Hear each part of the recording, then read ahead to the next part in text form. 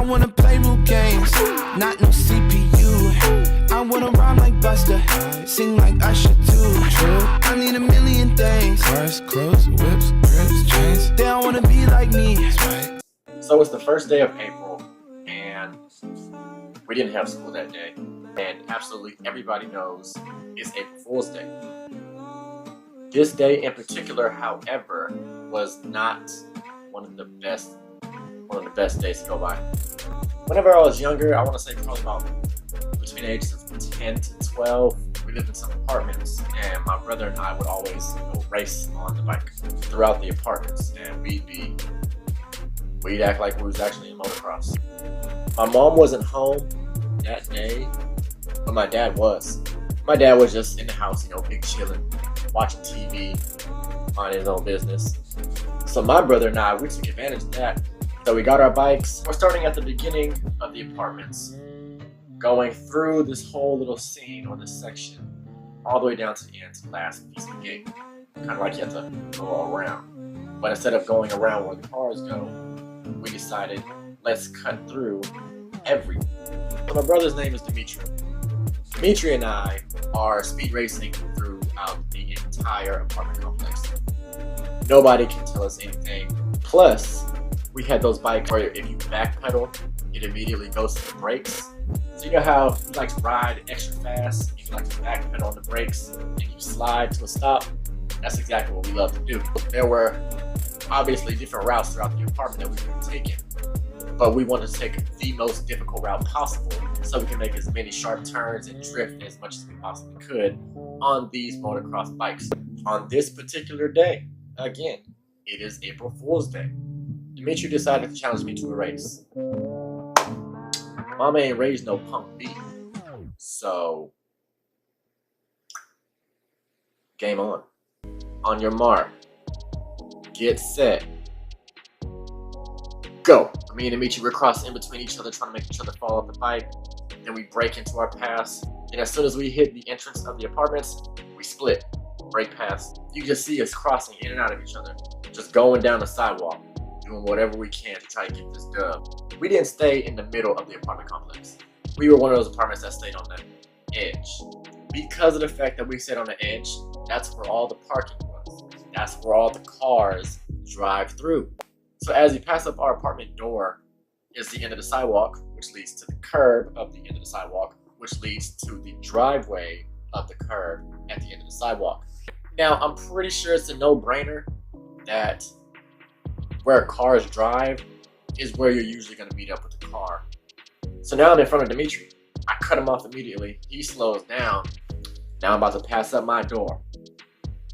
Now, as a kid, when you think you're going extra fast, and which you really are, you like to raise up on the seat and just get real low like you're about to take everything in this world. Well, in regards to taking everything in that world, I think the world just went against me that day. Because as I cut off Dimitri, went down the sidewalk, off the curb.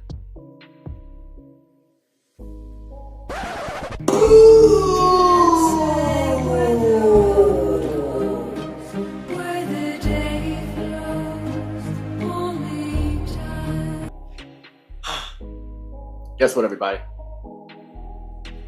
There was a car that was driving.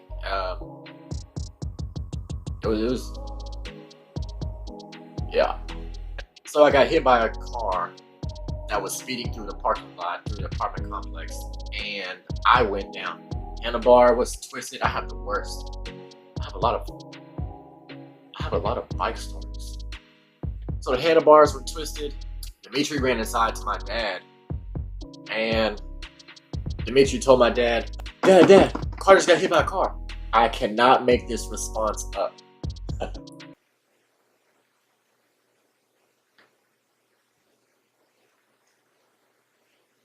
Stop lying. Go outside and play. I'm pretty sure based on the face that Dimitri gave, he knew it was no longer a joke.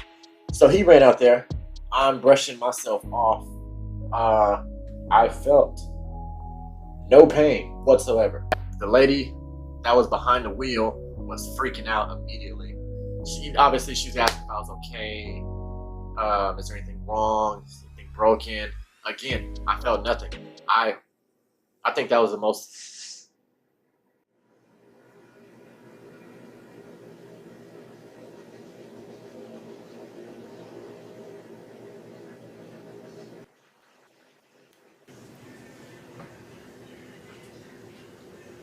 I think I was the most invincible 10 to 12-year-old at that time in that world. I'm pretty sure if I was Superman, I had absolutely no kryptonite around me. I've fallen off of a bike throughout the years for the rest of my life, but that was also not the last time I got hit by a car. But we'll save those for another day. So after we settled everything in about 5 minutes, nothing was hurt, nothing was broken. You know, everybody parted their ways. Dimitri and I got right back on our bike and we continued to ride. And I guess you can say the moral of this story, sometimes it's not that important to be first. Sometimes that first place will get hit by a car. Like, the collision was something else. Imagine riding a bike. You're riding. You jump off a ramp. Gone. There's no more bike. You're thinking about the rest of your life. You don't know what you're going to do with the rest of your life. Do you even have a rest of the life? So I'm just going to continue to say my slogan. Make memories to live, and live to make memories. Seems to be working for me. They will most definitely take you far. I look back at this, and this one was one for the books. I had to take an L that day. After taking that L, though, I most definitely did bounce back. And by bounce back, I mean probably like bounce off the concrete with scraped elbows and knees and bounce off that bike. Just continue to be happy. Just make sure you're able to go and push that happiness into your life. Make yourself smile. Be around people that make you smile. Make sure you're around people who like to make you laugh. That is the whole point of this entire thing.